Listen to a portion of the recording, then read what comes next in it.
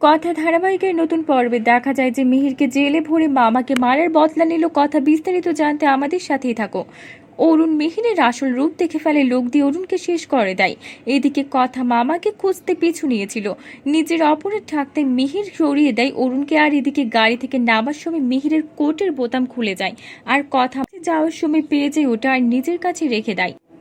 আর সামনে গিয়ে দেখে মামা রাস্তায় পড়ে আছে। সবাই অরুণকে নিয়ে বাড়িতে যায় আর কথা অনেক কাঁদতে থাকে। এদিকে এভি দাদুর খবর পেয়ে ছুটে আসে গোবর ডাঙায়। এসে দেখে অরুণ বাবু আর নেই।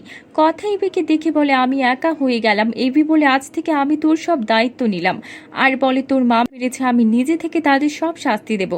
এইদিকে অরুণবাবু শেষ কাজ সম্পূর্ণ করে বাড়িতে ফিরে আসে। কথা আর বোতাম দেখিয়ে বলে, মেজু কাকা এটা দেখুন তো চিনতে পারেন কিনা।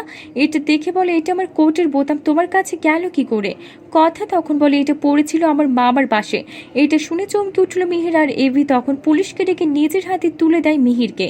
কথার পাশে দাঁড়িয়ে মিহিরকে জেলে ভরে দিল এভি। তো বন্ধুরা, কি হবে এবার? এক্ষুনি একটা লাইক দিয়ে এবং কমেন্ট করে জানিয়ে দাও তোমাদের মতামত। ধন্যবাদ।